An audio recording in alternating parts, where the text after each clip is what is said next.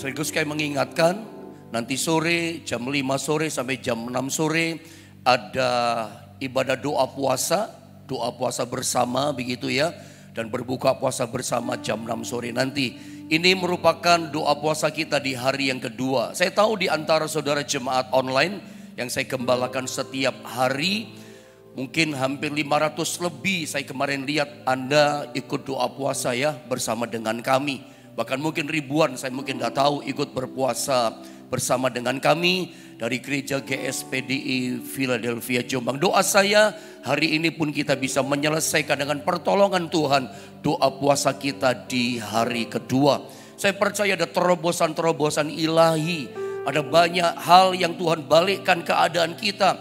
Sampai orang dunia katakan nasib kita, sejarah hidup kita Tuhan bisa ubah. Karena di Alkitab banyak menceritakan faedah manfaat doa puasa itu sangat dahsyat dan luar biasa. Makanya gereja Tuhan orang percaya harus pelihara yang namanya kunci keberhasilan. Yang namanya adalah doa puasa. Termasuk menghasilkan pertobatan, kekudusan, kesucian dalam hidup kita. Itu lewat doa puasa. Pertumbuhan rohani, pertobatan yang betul-betul bertobat. Itu juga dihasilkan dari doa puasa. Bukan hanya bicara berkat saudara ya. Pertumbuhan iman, kekudusan hidup kita. Itu kita bisa kerjakan lewat menyangkal diri doa puasa. Hari ini saya tidak bicara lagi tentang doa puasa lagi. Saya mau bicara tema-tema firman seperti yang biasa saya sharingkan, bagikan dengan saudara. Sehingga firman ini jadi kekuatan buat setiap kita. Sekali lagi selamat kita berpuasa di hari kedua saat ini saudara ya. Nah pagi ini saya akan sharing dengan saudara sebuah tema pengajaran firman Allah. Yang pagi ini saya berikan judul lebih dari pemenang. Langsung saja kita baca ayatnya saudara ya. Kolose pasal 2 ayat 18. Mari jemaat Tuhan kita akan bersama-sama saja membaca ayat ini ya. Kolose 2 ayat 18, 1, 2, dan 3. Janganlah kamu biarkan kemenanganmu digagalkan oleh orang yang pura-pura merendahkan diri dan beribadah kepada malaikat serta berkanjang pada penglihatan-penglihatan dan tanpa alasan membesar-besarkan diri oleh pikirannya yang duniawi. Yang saya coba bagikan sama saudara adalah pada kalimat yang awal, yang artinya sebetulnya sangat dalam ini buat kehidupan rohani setiap kita. Alkitab katakan begini, janganlah kamu biarkan, kata firman Allah, kemenanganmu digagalkan oleh orang yang pura-pura merendahkan diri dan seterusnya. Intinya ayat ini sedang mengajarkan kepada kita, jangan kita biarkan saudara ya, kemenangan yang Tuhan sudah sediakan kepada kita, kemenangan yang sebetulnya tinggal kita ambil yang Tuhan sudah berikan buat kita, itu menjadi gagal karena banyak hal. Sebab ayat ini mengatakan kemenangan yang Tuhan sudah sediakan, yang sudah diberikan kepada kita, itu bisa gagal. Harusnya begini, hidup yang kita jalani ini adalah hidup yang penuh dengan kepastian kemenangan. Coba saya mulai saja tunjukkan sama saudara dari mulai gambar yang pertama ini. Kita mulai berangkat dari sini. Nanti kalau kita baca Roma pasal 8:37, destiny orang percaya adalah kita lebih daripada orang-orang yang menang, lebih daripada pemenang. Kenapa? Karena Tuhan sudah sediakan secara status, secara hukum, secara de jure, Dia sudah selesaikan kemenangan buat kita. Saya tulis begini statementnya, semua kemenangan yang kita perlukan, yang kita butuhkan untuk apapun yang kita hadapi hari ini, ya, sampai hari di depan kita, percayalah dengan iman, Tuhan sudah sediakan kemenangan itu buat kita semua. Jadi apapun tantangannya, apapun kesulitannya, apapun problematika, penderitaan, apa saja kita hadapi sekarang ini, sampai tantangan-tantangan yang kita hadapi di hari depan kita, dengar baik-baik, Tuhan sudah sediakan kemenangan buat kita. Tuhan sudah berikan kemenangan buat kita. Lewat apa? Lewat kematiannya di atas kayu salib dan kebangkitannya, dia berikan kemenangan itu.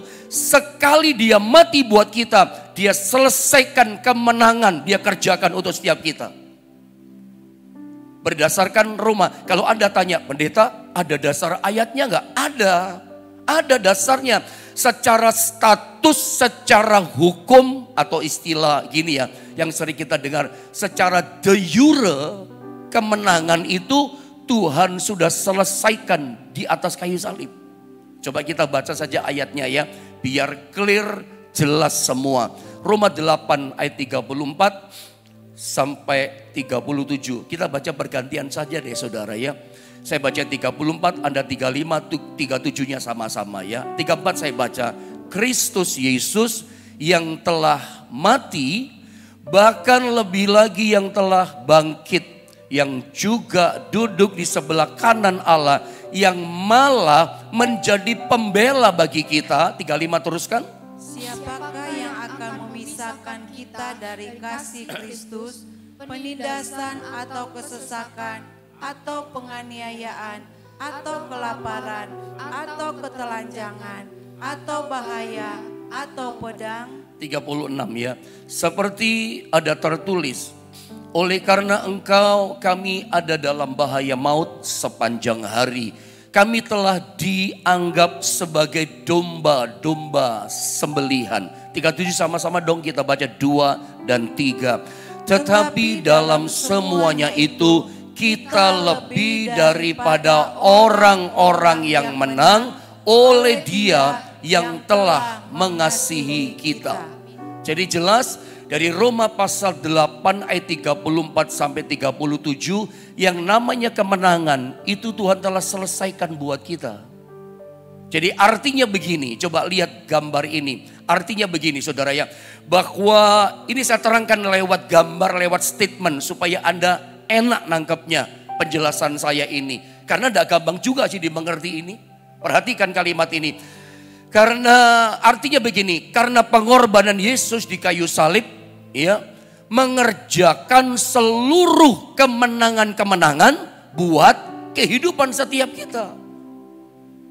Jadi sebetulnya apapun yang kita hadapi, mau persoalan, mau tantangan, mau kesulitan, mau penderitaan, mau bahaya, apa saja hari ini kita hadapi, sekarang kita hadapi, sampai di hari-hari depan kita hadapi. Ingat, seharusnya kita orang yang sudah percaya kepada Yesus dan hidup kita telah ditebus oleh darah Yesus. Harusnya kehidupan yang kita jalani itu adalah kehidupan yang dalam kemenangan. Kenapa? Sebab Yesus secara de jure status kita, secara hukum, Dia sudah berikan kemenangan buat kita. Kemenangan sudah diberikan lewat sekali kematiannya di atas kayu salib. Jadi mari lihat gambar ini. Jadi kemenangan, jadi kalau saya artikan begini, kemenangan di dalam Kristus itu adalah sebuah kepastian. Ini inti kesimpulannya lewat kematian yang telah Dia selesaikan, kerjakan buat kita. Kesimpulannya begini, resumenya. Jadi kemenangan di dalam Kristus itu adalah sebuah kepastian, dan ini penting, kekalahan itu adalah pilihan kita. Kalau kita kalah dalam hidup kita hadapi tantangan, ingat, kalau kita kalah hadapi kesulitan penderitaan kita, kekalahan kita ini bukan karena Tuhan. Kalau Anda gagal, yang menggagalkan saudara bukan Tuhan. Kenapa kita gagal sebagai orang percaya? Harusnya hidup yang kita jalani itu hidup dalam kemenangan. Bukan kegagalan, bukan kekalahan. Harusnya kemenangan. Kenapa? Secara status Dia selesaikan di atas kayu salib. Harusnya kita menang.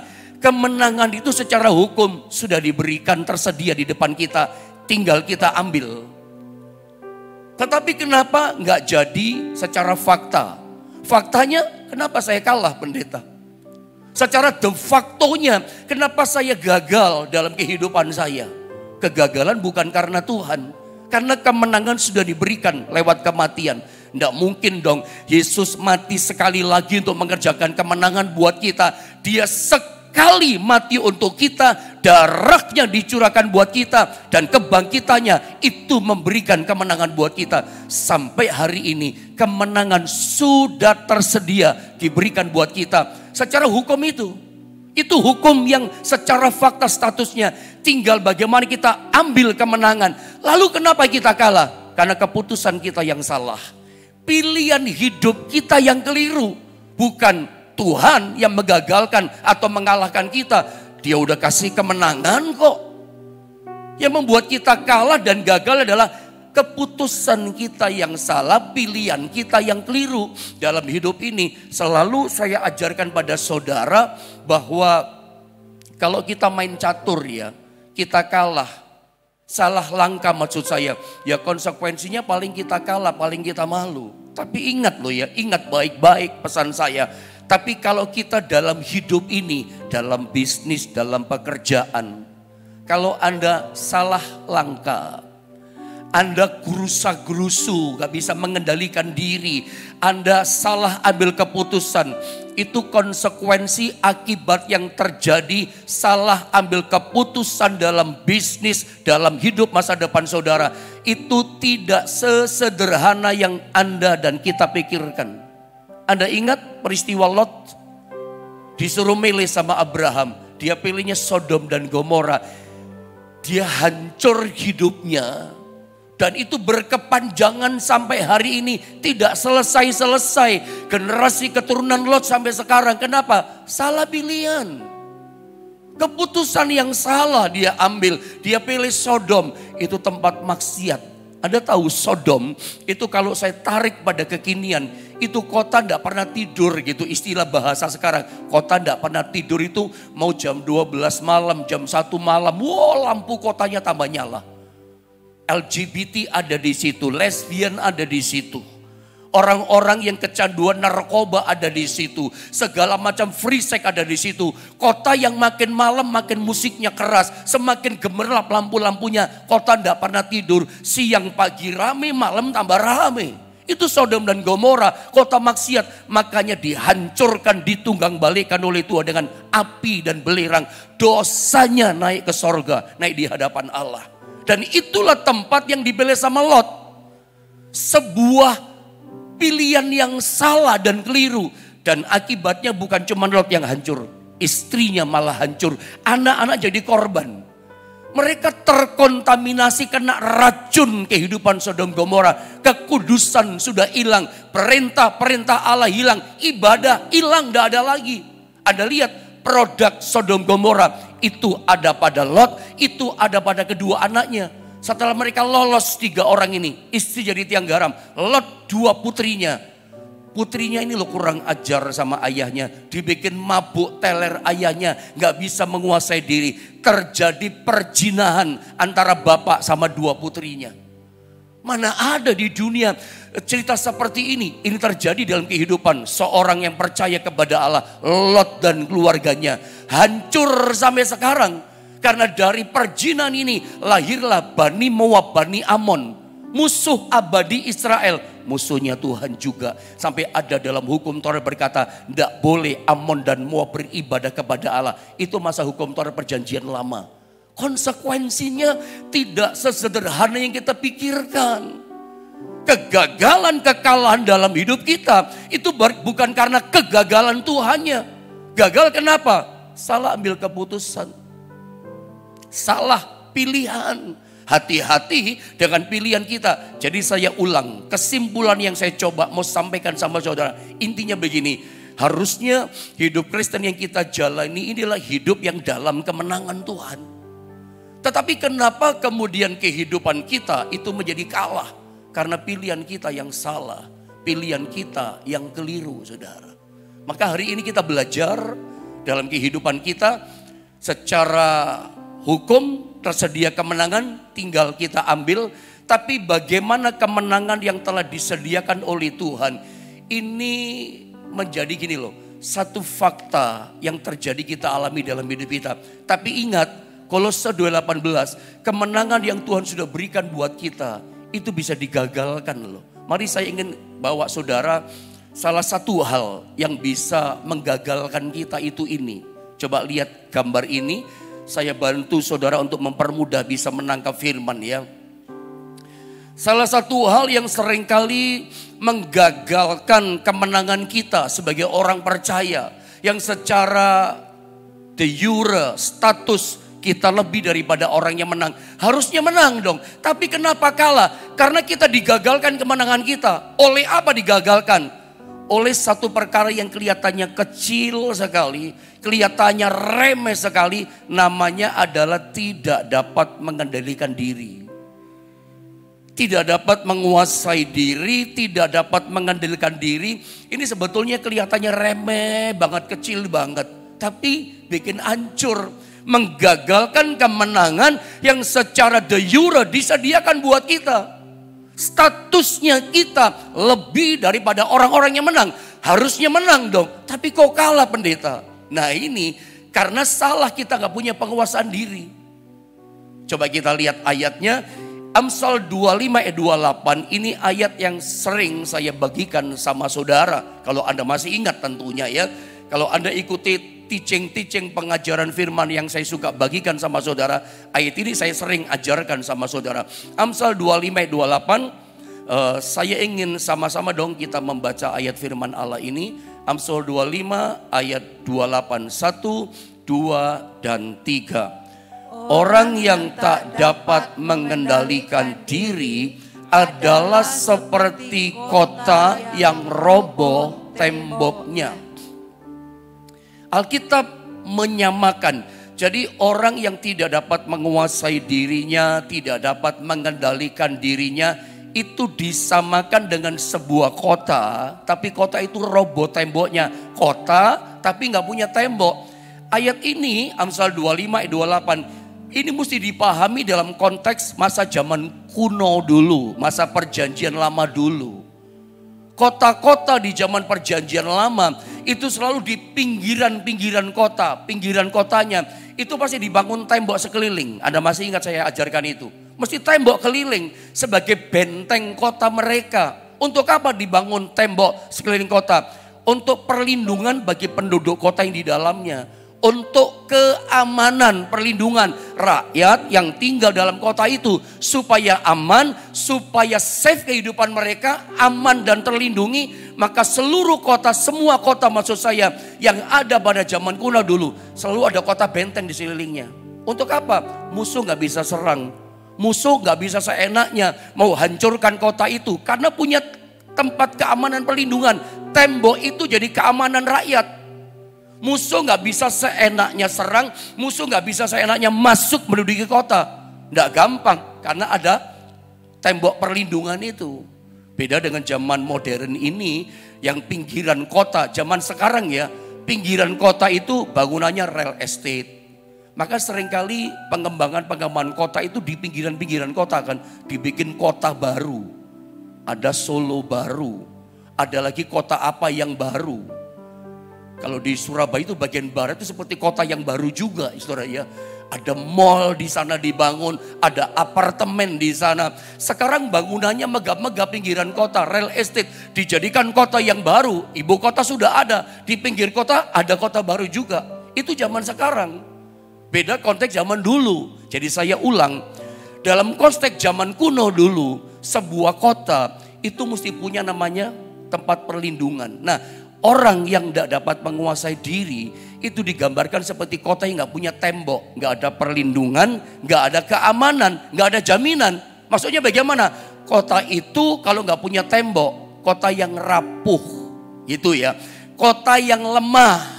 Musuh kapanpun bisa masuk. Jam 5 pagi musuh bisa masuk. Siang hari jam 12, jam 1 siang. Musuh seenaknya teng datang. Berak, hancur. Kota di itu mudah dikalahkan, mudah diserang. Kapanpun musuh mau masuk seenaknya. Dari mana masuknya? Dari sudut sana nggak punya tembok kok, nggak punya perlindungan dan keamanan. Anda punya gambaran sekarang ya. Orang nggak punya pengendalian diri itu seperti kota yang gampang dimasuki musuh dari arah mana saja.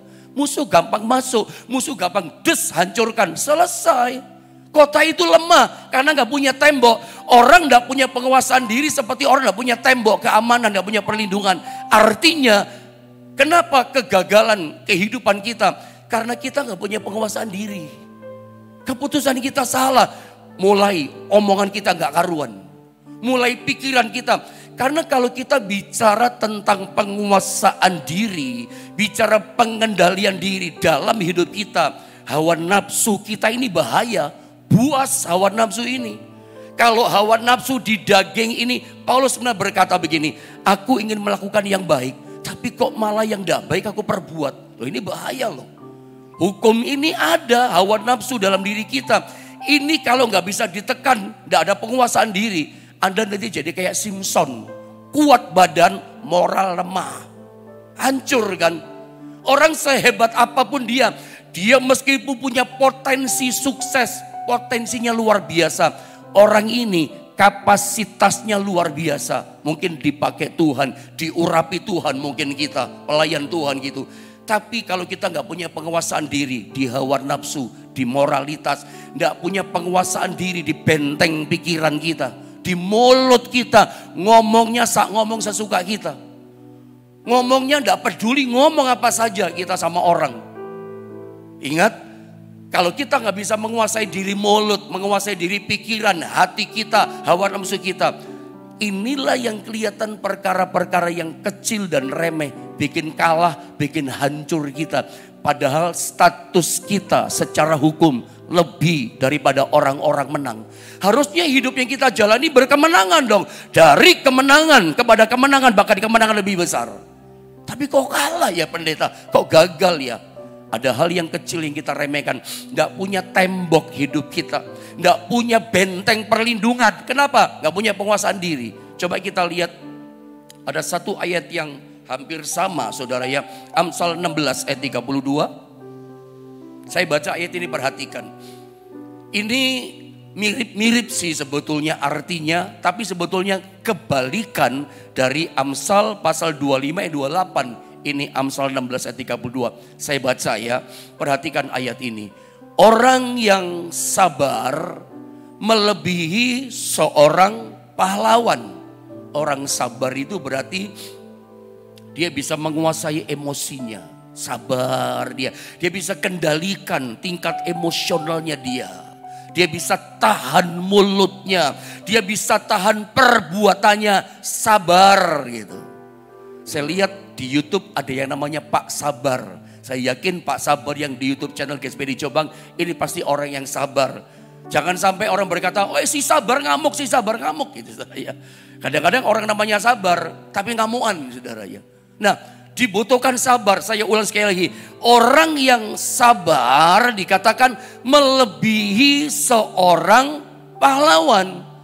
Nanti kalimat berikutnya sama-sama kita baca saudara. Orang yang menguasai diri. 2, 3. Orang yang menguasai dirinya melebihi orang yang merebut kota.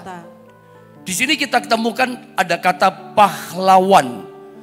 Dalam konteks Amsal 16 masa perjanjian lama. Pada masa zaman raja-raja. Zamannya Salomo kan. Yang nulis kan Salomo ini. Konteks pahlawan. Jadi seseorang di masa itu disebut pahlawan. Artinya orang itu adalah orang yang sudah menang, berhasil merebut sebuah kota. Saya ulang, orang di masa itu yang disebut pahlawan, artinya orang itu sudah menang, dia berhasil merebut sebuah kota. Nah, ayat ini dikatakan, orang yang bisa menguasai dirinya, dia disebut pahlawan. Dia disebut orang yang sudah merebut kota. Kenapa? Karena dia sabar, punya penguasaan diri. Tapi kebalikannya, orang yang tidak punya penguasaan diri, itu seperti kota yang malah rapuh, mudah dikalahkan. Inti dari 2 ayat yang dikatakan Salomo ini kepada kita, apa maksudnya? Jangan diremehkan, jangan dikecilkan, dipandang sebelah mata. Tentang yang namanya penguasaan diri. Ini remeh, ini kecil, tapi bisa menggagalkan kemenangan kita. Bisa menggagalkan kesuksesan kita. Sukses udah disediakan. Iya kan? Keberhasilan secara status udah dikasih. Kata menang itu artinya boleh sama dengan kesuksesan, keberhasilan, dan seterusnya. Anda lanjutkan sendiri. Tapi kok nggak kita bisa capai? Kok nggak kita dapatkan? Tinggal ambil tapi nggak dapat. Kenapa? Sebab kemenangan kita secara status itu digagalkan sampai secara realita. Dan kita alami secara fakta de factonya. Kenapa? Masalah yang kecil kita remehkan. Kita udah punya penguasaan diri. Coba lihat gambar ini saudara ya. Nah seringkali ini, saya ulang sekali lagi. Yang menggagalkan kemenangan dalam hidup kita ternyata adalah ini. Tidak bisa menguasai diri, tidak bisa mengendalikan diri. Doa saya saudara ya, sepanjang tahun 2024 percayalah ya bahwa kemenangan dari Tuhan itu adalah sebuah kepastian. Jadi percaya begini, kemenangan itu kepastian. Asal tidak ada yang menggagalkan kemenangan kita. Makanya kita mesti berlatih, belajar sampai mahir. Belajar itu sampai mahir, sampai kita bisa menguasai diri kita. Setiap hari itu ada godaan saudara ya. Anda yang bisnis, Anda yang kerja, Anda bersosialisasi dengan banyak orang. Kita yang berpuasa hari ini pun kita kan sedang belajar mengendalikan, menguasai hawa nafsu kita, terutama perut kita. Yang jam-jam makan kayak jam waker, kering gitu. Belum waktunya lapar sih perut, tapi udah bunyi perut. Karena perut kita saya gambarkan kayak jam waker. Nah belajarlah kita menguasai diri. Tuhan tolong saya, perut jangan macam-macam kamu perut. Coba kuasai perutmu saudara ya. Katakan perut, kita puasa hari ini makanya nanti jam 6 buka puasa. 12 jam kita puasa. Tahan diri, sabar diri, godaannya banyak peperangannya. Dalam puasa pun kita belajar menguasai diri. Untuk menang, latih diri kita menguasai diri. Karena ternyata kegagalan kita cuma satu. Gagal di menguasai diri. Latih kita sampai mahir. Termasuk tentunya godaan dosa. Saya mau ingatkan sekali lagi lewat gambar ini. Dengar baik. Bahwa orang yang gak bisa mengendalikan diri. Sekali lagi saya katakan. Itu seperti kota yang roboh temboknya. Lemah. Ingat pesan ini. Kalau kita gak punya penguasa diri, kita gak mau belajar mulai dari sekarang. Melatih diri kita. Menguasai diri kita. Ujungnya kemenangan tidak kita alami. Kita seperti kota yang gak punya tembok. Jadi ternyata penguasaan diri itu pelindung kita. Kalau saya katakan kemarin sore, doa puasa itu pelindung kita, menjaga keamanan kita. Bersyukur dalam rumah tangga, keluarga itu ada orang-orang kunci, ada orang-orangnya Tuhan ditaruh di situ yang suka pelihara doa puasa. Jadi tanpa sadar hidup keluargamu, bisnismu, pekerjaanmu itu ditopang oleh namanya doa puasa dari salah satu orang kunci di rumahmu. Bersyukur, ya. Nah hari ini kita mau belajar tentang kembali namanya penguasaan diri. Saya kasih contoh tentang orang tidak bisa menguasai diri. Contoh yang paling sederhana dalam keseharian kita. Contoh ya, ada seorang istri itu senang banget bisa menguasai suaminya. Konteksnya saya katakan sebelumnya, harusnya fokus kita belajar kuasai diri kita. Tapi jujur ada banyak di antara kita itu pengen mengendalikan, menguasai sekitar kita, menguasai orang lain. Tidak bisa kuasai diri, kita suka kuasai orang. Kalau keinginan kita pengen kuasai orang, gagal kita kuasai diri kita. Nah kadang-kadang dalam keluarga, bukan kadang-kadang, banyak terjadi hari-hari ini kehancuran rumah tangga karena model istrinya kayak begini. Istri yang seneng banget, bangga banget kalau dia bisa kuasai suaminya. Ada model istri di dunia ini. Kalau arisan-arisan, kumpul-kumpul ibu-ibu, lihat ketawa cekik-cekiknya ngomong apa. Bangga banget kalau istrinya suaminya nurut sama dia. Bangga banget si ibu ini cerita kalau suaminya itu tunduk sama dia. Anda pernah dengar cerita enggak? Dalam kumpulan-kumpulan ibu-ibu. Seorang ibu berkata begini, saya udah capek lelah hadapi suami saya nggak kuat hadapi suami saya. Nimbrung ibu yang lain, lu ada apa kamu? Nggak kuat saya hadapi suami saya. Dia mulai cerita bla bla bla, suaminya seperti ini, kekurangan suaminya diceritakan di hadapan semua wanita, ibu-ibu yang ada. Si ibu ini nimbrung berkata gini, kalau aku yang jadi kamu jadi istri, tak bejek suami model begitu, tak rujak, jadi rujak cingur kali saudara ya. Kayaknya bangga banget ya bisa menguasai menundukkan suami.